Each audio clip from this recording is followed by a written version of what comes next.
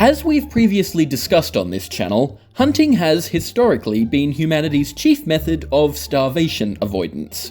Now though, instead of following animal tracks, we follow job boards, hoping to find an employer who won't ghost us faster than a Tinder match. At least when our ancestors hunted mammoths, they had solid evidence of the beast's existence.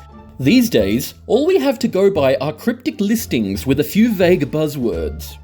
Usually, the first step with job hunting is compiling a resume or CV, a simple game of who can disguise the most lies with generic keywords. Communication skills is just shorthand for powers of misdirection in a world where speaking one's mind is considered impolite. There's no real difference between saying optimizing goals and doing stuff, but we all pretend otherwise. For some reason. Seriously, managing, leveraging, directing, spearheading, I'm stacking shelves here, not leading a platoon into battle. That is, unless Coles is planning an invasion of Woolies. Sorry, did I say invasion? I meant special military operation. Then there's the cardinal sin of resume writing, leaving gaps in your work history. What were you doing in 2021, they'll ask. Trying to take advantage of JobKeeper payments for as long as possible, Sharon.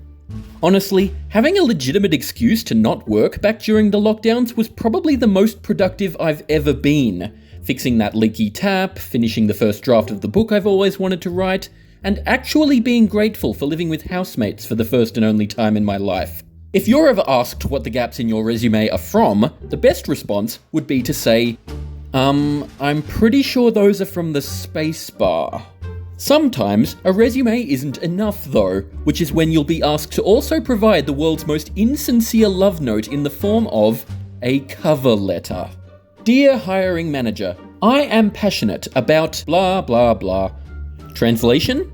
I need money! Let's not pretend that this is anything less than prostitution in business casual, except without the happy ending. Don't even get me started on the Sisyphean task that is online applications, manually re-entering the same information over and over and over again as your soul is shredded into pulp by the algorithmic meat grinder. If somehow you find the resolve to trudge through all this and finally land yourself an interview, however, well, you're still only halfway up the mountain. Calling it an interview is more comforting but less accurate than saying interrogation. But it might as well be just that. Here, you'll be subjected to inane questions that you're expected to answer with a straight face and polite lies. Tell me about a time you overcame a challenge.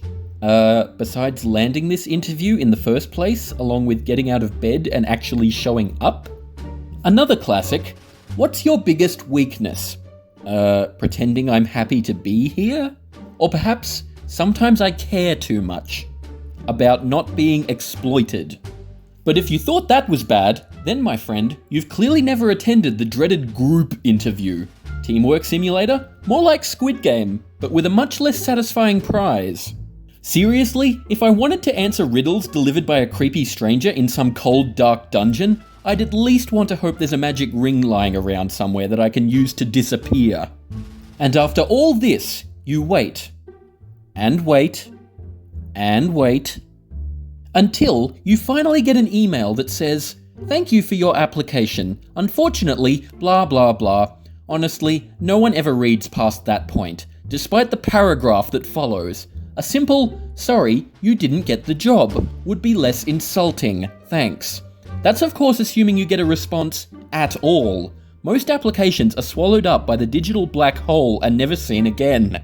Let's take a moment to talk about entry-level jobs, which for some reason all seem to require 2 to 3 years experience and a degree. No, I do not have experience using Wafflecraft CRM ecosystem, whatever the hell that is. Seriously, are you just creating bogus questions at this point to weed out the liars? Feeling tired and desperate enough yet? Here's where a recruitment agency comes in, whose job it is to match you with roles, but who'll vanish into the ether of LinkedIn reposts after a single chat faster than a lost balloon. Ever fallen for a ghost job? A fake listing designed to mine resumes, trick higher-ups, or cover up nepo hires. Surprise, you just got catfished. So once again, Why is this a thing? Because having a job is considered a privilege rather than a closed circuit of exploitation. You don't just have to earn the right to work, you have to perform, dance, lie, and pretend. Your reward? 40 hours a week making a graph for someone who thinks synergy is a personality trait. Remember when your parents said that hard work builds character?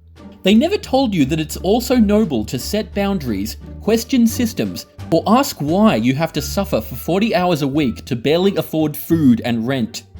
Be sure to hit like and subscribe if you've ever felt personally victimized by a job's application process. Better yet, leave a comment detailing the worst experience you've had with a job interview. What's the most ridiculous question you've ever been asked? Where do you see yourself in 5 years?